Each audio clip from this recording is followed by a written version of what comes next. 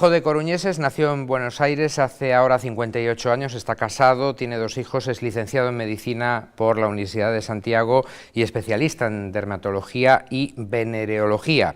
Comenzó su andadura profesional en el antiguo Centro de Especialidades de Ourense en el año 1982. 3 años más tarde se incorpora al Hospital Provincial Compostelano y cuando este desaparece, en el año 97, se integra en la plantilla del complejo hospitalario universitario de la capital gallega. Un año después fue nombrado jefe de sección de dermatología en ese centro. Desde 2006 es además el secretario general de la Academia Española de Dermatología y Venereología.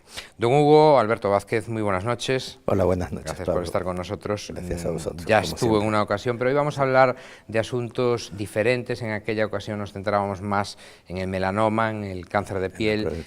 La Liga Reumatológica Gallega y el colectivo Acción Psoriasis llevó a cabo ayer por la tarde, martes, una jornada informativa en A Coruña sobre esa enfermedad, sobre la psoriasis y también sobre la artritis psoriásica. ¿Qué pretendían con esa jornada? Vamos a ver, yo creo que lo que se pretende es dar, por un lado, información, que es importante, queremos dar información, los médicos, sobre todo dermatólogos y reumatólogos en este caso en concreto, queremos dar información sobre una enfermedad que tiene solución, que se puede mejorar mucho, que ha cambiado mucho el tratamiento, ha cambiado mucho las posibilidades de recuperar a los pacientes, y una enfermedad tan frecuente como es la psoriasis, que abarca entre un 2 y un 4% de la población, que eso es muchísimo. Y además que la artritis psoriásica puede significar un 10% de ese volumen total de enfermos psoriásicos, que tiene solución, que no hay que sufrir constantemente, que hay muchas posibilidades de recuperarse y de llevar una vida hoy lo más normal posible. Hablamos en cualquier caso de 2 enfermedades graves. No es solamente... De una enfermedad importante. Digo, la psoriasis no es solamente esa manifestación que todos conocemos, esas ronchas rojas en los codos o en las rodillas, sino que eso es un síntoma de una enfermedad que afecta a varios órganos. Exactamente, por eso digo, me gusta más hablar más de una enfermedad, realmente es una sola enfermedad y que dentro de su aspecto clínico puede ser simplemente tener una uña un poco gorda, llena de agujeritos y decir que tengo un hongo en una uña, o tener un poco de caspa en la cabeza, o tener una artritis muy grave que afecta a casi todas nuestras articulaciones y que nos deje incapacitados para movernos. Todo eso es psoriasis. El espectro es muy amplio, sin duda. Los síntomas, como decía usted, son muy variados. Puede uno tener el cuerpo cubierto de ronchas o puede tener, en lo que decía usted, una uña simplemente. Hay una gran variedad, diversidad, sí, ¿no? Sin duda, hay una gran variedad de formas clínicas, y ya solamente en las formas clínicas dermatológicas hay tratados única y exclusivamente para psoriasis, pero hablamos de algo que se llama el psoriasis mínimo, que es la afectación de la psoriasis de un folículo pilosebáceo y que se ve en la escamilla, en el folículo, eso es lo que se denomina psoriasis mínimo, a lo que es la psoriasis eritrodérmica, que es el enrojecimiento generalizado producido por la psoriasis, o la psoriasis pustulosa generalizada, que también abarca prácticamente el 100% de la superficie corporal cuando el brote es intenso. Pues luego, doctor, si le parece, hablamos de los tratamientos, de cómo han evolucionado también, favorablemente, naturalmente, pero decía usted que hay un porcentaje importante de la población afectado. Creo que en Galicia solo con psoriasis diagnosticada hay unas 39.000 personas, ¿no? Sí, es poco más o menos lo que puede salir si aplicamos aquello del 2%, ¿no? Pero realmente yo creo que, yo siempre me inclino a decir que la psoriasis es más hacia el 4% de la población que no hacia el 2%, realmente, porque normalmente estos cálculos se hacen más que por población real, por encuestas telefónicas que se suelen hacer. Mire usted padece psoriasis, no padece, alguien en la familia lo tiene, y muchas veces el paciente pues eso dice, no, yo tengo caspa pero no tengo psoriasis, por favor. Y muchos no diagnosticados, naturalmente. Por eso, ¿no? O tengo los codos secos pero no tengo psoriasis, o las rodillas secas. La psoriasis, o sea, y su impacto en Galicia ¿es más o menos el mismo impacto que hay en el resto de España? Sí, yo creo que sí. ¿La media? Yo creo que es una enfermedad que más o menos en España tiene una distribución más o menos igual. Realmente nuestra población no tiene unas características diferentes, probablemente a otras poblaciones del Estado español. Ahora sí que evidentemente la preocupación es enorme tanto en un lado que en otro, y los condicionamientos emocionales, físicos y psíquicos que existen para el paciente psoriásico son muy importantes, y creo que es algo que tenemos que tener muy en cuenta. Estas dos enfermedades, la psoriasis, la artritis psoriásica, implican a dermatólogos como usted, pero también a reumatólogos, ¿no? Sí, sin duda, claro, implica al médico general también en su momento, porque es el primero que tiene que hablar con el paciente y es el que debe orientar al paciente también a que lo vea un especialista tanto en uno como en otro lado. Por supuesto es una enfermedad de médicos porque es una enfermedad muy generalizada, pero evidentemente fundamentalmente la piel en manos del dermatólogo y las articulaciones en manos del reumatólogo, aunque muchas veces nos combinamos, nos apoyamos, nos consultamos, porque es la medicina normal que se debe hacer, una medicina de consulta, de interrelación entre especialidades. ¿Qué diferencia hay entre una artritis común, si podemos llamarla así, y una artritis psoriásica? Sí, a la que más se parece la artritis psoriásica es a la artritis reumatoide. Lo que pasa es que la artritis reumatoide normalmente tiene unos marcadores serológicos, aparte de unas formas clínicas que pueden ser muy parecidas. La afectación articular de pequeñas, grandes articulaciones, el sitio donde está localizado, deformación de las articulaciones, sí, deformación de huesos, de articulaciones, deformación de dedos, deformación de manos, de rodillas, o sea que sí que puede haber una serie de cambios, pero normalmente tiene una lectura en la analítica, diríamos así, una serología que le llamamos, que es de determinada forma para la artritis reumatoide y de una forma distinta para la psoriasis. En la psoriasis no tiene un marcador específico, tiene relación con un antígeno de histocompatibilidad, con aquello de que habla de nuestro código genético, del HLA-B27, es más frecuente en los pacientes con artritis psoriásica, lo que no lo descarta, ¿no? ¿Diría usted que es más grave la artritis psoriásica que la artritis común? Que la artritis reumatoide, podríamos decir que sí. Las dos son importantes, son incapacitantes, pero probablemente sea un poquillo más latosa la artritis psoriásica. A eso íbamos. ¿Cómo afecta en el día a día de una persona que padezca psoriasis o que tenga artritis psoriásica? ¿Cuál es también el caso más grave que ha visto usted de estas enfermedades en su consulta? Hombre, de que hay pacientes que no pueden moverse, que normalmente en todas estas formas de artritis, en la artritis psoriásica en particular también, hay una rigidez matutina, el paciente por las mañanas no puede mover sus articulaciones, están entumecidas, el empezar a trabajar, el comenzar a trabajar le cuesta mucho. Las dactilitis, las inflamaciones de los dedos son muy frecuentes en la artritis psoriásica, eso le obliga también es que a la hora de escribir a máquina, de escribir en el ordenador, a la hora de hacer algún trabajo manual, sea muy duro, le cueste, esas deformidades. Incluso a nosotros en cirugía, compañeros que han tenido que dejar de operar porque sus manos no les responden de la misma manera. O sea que es una enfermedad que en ese sentido puede ser incapacitante. Y luego el dolor y la incapacidad funcional, eso es muy importante. Y le decía, ¿cuál es el caso más llamativo, más grave que ha visto de estas dos dolencias en su consulta? Porque usted lleva miles y miles de consultas. Siempre tenemos algún paciente que ha estado anquilosado, que no se ha podido mover, que aun siendo joven está metido en cama, que no tal, y son realmente casos que te impresionan. Realmente lo malo es que no solamente es uno, es que hay varios de estos casos que te vienen a la mente. Antiguamente, y hablamos ya de los tratamientos, si le parece, se decía, o se le decía a una persona psoriásica, bueno, tome usted el sol, que es muy bueno para... Luego nos dice usted si es bueno o no el sol para al menos esa manifestación externa del psoriasis, pero tome usted el sol y tal, porque no hay mucho remedio más que hacer, o no hay mucho más que hacer ante su enfermedad, no podemos darle ningún fármaco. Ya existen fármacos para mejorar su calidad de vida, porque cura no tiene, ¿no? Ya existían fármacos de hace tiempo que mejoraban mucho todos los cuadros. Realmente el tratamiento sistémico de la psoriasis, que aunque se tardó mucho tiempo en la dermatología en aplicarlo, no es nuevo. Fármacos como el metotrexato, por ejemplo, han aumentado mucho la calidad de vida, han aumentado mucho las respuestas, pero estamos hablando de los años 50, ya no estamos hablando 50, 60, 70, ya se utilizaba con mucha frecuencia el metotrexato y este tipo de fármacos, ¿no? Son enfermedades sin cura, en cualquier caso, no tienen una cura definitiva. Vamos a ver, son enfermedades donde, al parecer, la genética tiene mucho que ver. Y el ser psoriásico, uno nace siendo psoriásico, lo que pasa es que hay brotes, y esos brotes estamos nosotros para controlarlos, para que no afecten demasiado y que duren lo menos posible. Entonces, y podremos controlar esos brotes.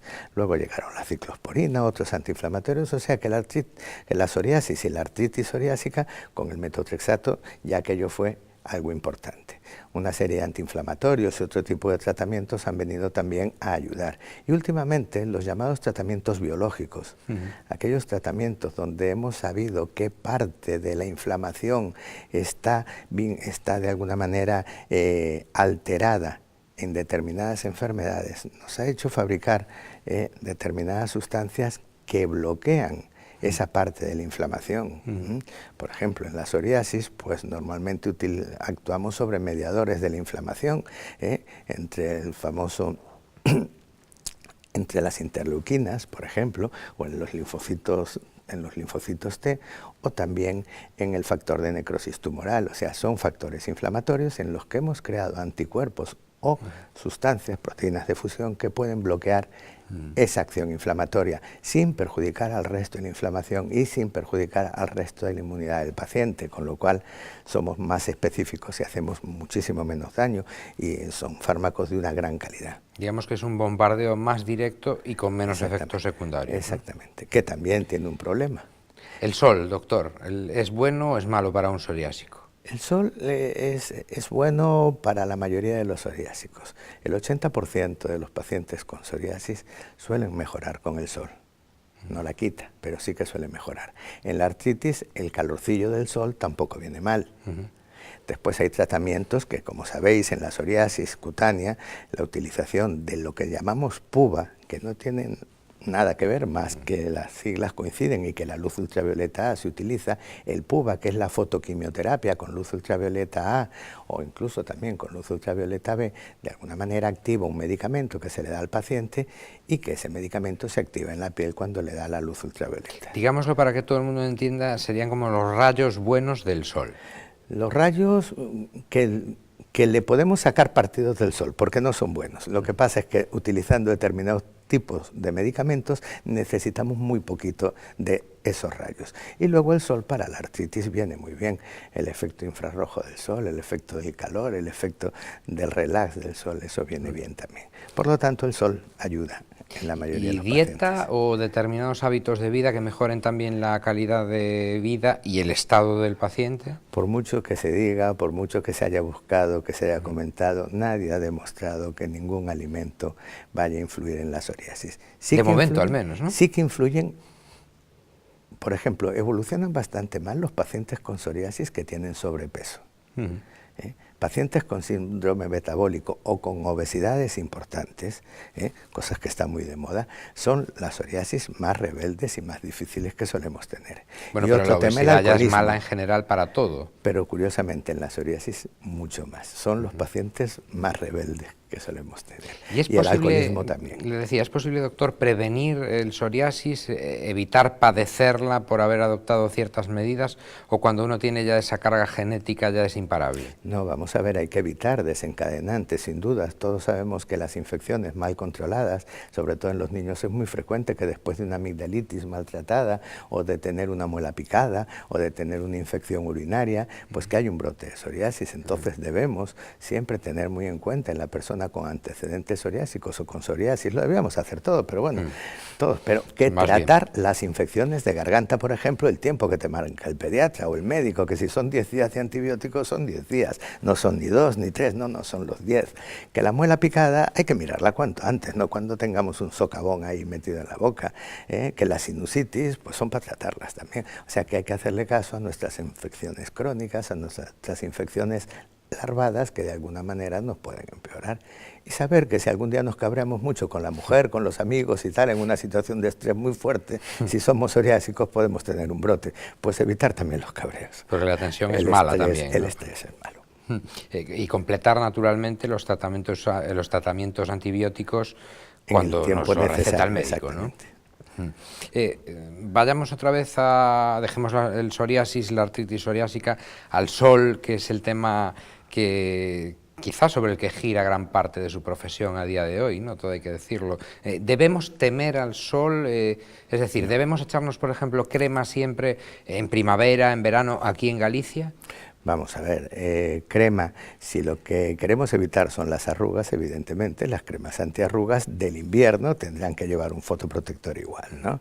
Nuestros marineros, si quieren tener la piel sin arrugas y sin cáncer, tendrán que utilizar su fotoprotector igual, así como también la gente que trabaja en el campo, porque la luz ultravioleta, esa que decíamos que no es tan mala, que sí que lo es, sigue pasando de la misma manera, ¿no? Pues eso lo recomienda para sectores de población que estén especialmente expuestos al sol, siempre, normalmente se lo recomienda en Galicia a los que trabajan en el mar, tanto en el marisqueo como a los que trabajan en la pesca y por supuesto de todas maneras, me imagino que aquí la incidencia, no sé si es cierto o no, no he mirado los datos, usted me dirá, del melanoma, del cáncer de piel, tendría que ser menor si fuera por las horas de luz y de sol que tenemos. De hecho, a los niños pequeños en Galicia se les recomienda que durante un año tomen un complemento de vitamina D que en otras comunidades autónomas no tienen que tomar.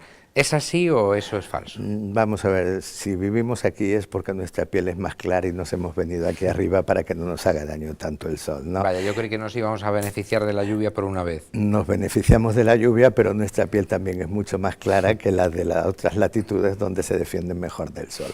O sea que si estamos aquí yo creo que es un poco buscando nuestra defensa natural, ¿no? Que es un clima mucho menos soleado. Y las estadísticas en cuanto a cáncer no difieren mucho del resto de España.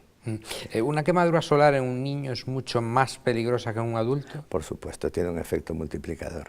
¿Pero por qué? ¿Porque todavía no tienen las defensas igual que un adulto? O porque esa alteración que puede producir una quemadura en los genes o en las cadenas de ácidos nucleicos de los núcleos celulares va a estar mucho tiempo más desarrollándose y el niño todavía no tiene desarrollados los mecanismos de reparación de esas alteraciones, o sea, se juntan las dos cosas.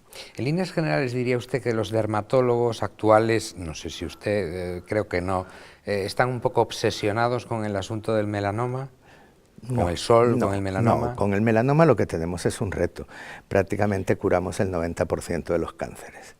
Y en el melanoma las estadísticas en ese sentido nos bajan. Yo creo que es un reto un poco colectivo de los dermatólogos el querer llegar a prevenir el melanoma, ya que no lo podemos curar con la eficacia que curamos otros cánceres, lo que no quiere decir que no lo curemos, que en muchos estadios lo tenemos más que curado. Se ha mejorado mucho, ¿no? Me decía usted antes de la entrevista que al diagnosticarse antes, el porcentaje de curación aumenta de forma exponencial. Nuestra arma fundamental de mejoría de calidad de vida es que hoy diagnosticamos más melanoma, pero se diagnostica antes y son melanomas muy superficiales, de muy bajo grado. Entonces hacemos un diagnóstico precoz mucho antes y en eso han valido las campañas de sensibilización de la población.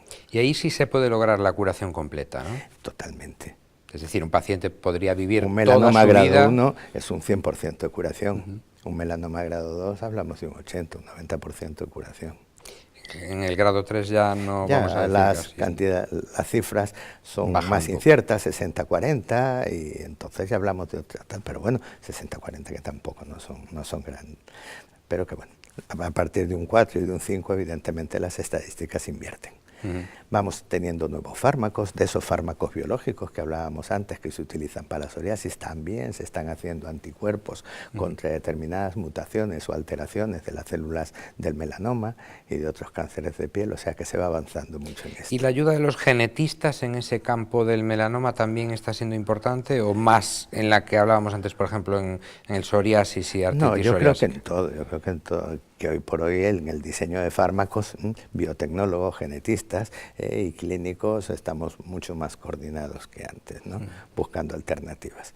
El único miedo que tienes en todo esto, sobre todo la reflexión que hacemos todos los días, es hasta cuánto tiempo podremos pagar este tipo de terapias, porque son terapias muy caras. Para la psoriasis, para el cáncer, son terapias. Y creo que debemos hacer un esfuerzo muy grande en la sociedad para poder seguir manteniendo este tipo de fármacos. Creo que la industria farmacéutica debe ayudar, pero creo que también la sociedad y los médicos debemos ayudar en este sentido, en intentar que se popularicen y que de alguna manera la población pueda disfrutar de todas las ventajas que tienen este nuevo tipo de tratamientos. Vaya por Dios, doctor, llevamos años en este espacio, ya es la tercera temporada, debatiendo sobre el mantenimiento, sostenibilidad del sistema sociosanitario. Creí que hoy me iba a librar por estar hablando específicamente, pero se ve que este debate sale a flote naturalmente en cualquier momento, ¿no? Hombre, estamos preocupados, yo creo que es una preocupación de pacientes. Muchas veces los pacientes, por ejemplo, el paciente psoriásico que se lo ha pasado muy mal, que tiene una psoriasis generalizada, una artritis incapacitante, que ahora anda, vive, convive con su familia, que está bien, que tiene la piel limpia, pues muchas veces te diga, mire, cuando viene la revisión, ¿nos siguen pagando todavía los tal? ¿Os han dicho algo sobre el recorte? ¿Os han dicho tal? Que afortunadamente no lo hemos vivido todavía, ningún recorte en ese sentido. Se nos ha pedido algo muy gallego, que es el sintidiño, pero nada más, ¿no? Una más, las autoridades están haciendo todo lo que deben hacer en materia de prevención del cáncer de piel. Se lo digo también porque, por ejemplo, en estados como Australia, en donde también, todo hay que decirlo, el agujero de la capa de ozono impacta mucho más. Hace tiempo que adoptaron medidas, pero muy drásticas, casi de prohibición de tomar el sol sin la crema protectora correspondiente, no ir a determinados sitios sin el gorro, el sombrero correspondiente, etcétera. Aquello dio buenos resultados. Y sobre todo lo que no tenemos tanta colaboración. Vemos que, por ejemplo, en Inglaterra se está debatiendo si se prohíbe o no, y se va a prohibir, probablemente en Italia también, la utilización de las cabinas de rayos UVA, la cabina de bronceado. Que aquí todavía Esa es una práctica que todavía no la tenemos del todo bien controlada. Vemos como hay gente muy joven haciendo colas en las puertas de los solarios todavía, y eso no puede ocurrir.